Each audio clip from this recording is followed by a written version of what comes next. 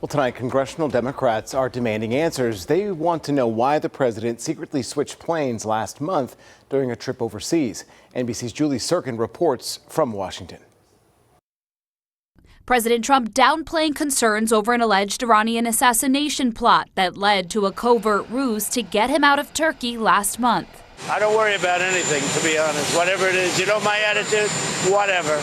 The threat included the possibility of the Iranian regime targeting the president with a shoulder-fired missile, according to a U.S. official, who tells NBC News this is probably the most unprecedented level of alertness we've ever been at. I guess there was a threat out there. I didn't really ask too much about it. I get a lot of threats. To Turkey, the president flew in a new jet gifted by Qatar.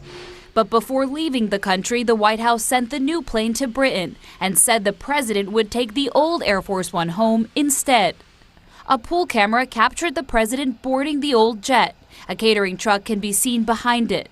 The president was secretly moved to that catering truck, which then drove him to a smaller military plane. Several White House officials and the press pool boarded the old Air Force One, many unaware the president wasn't on board with them.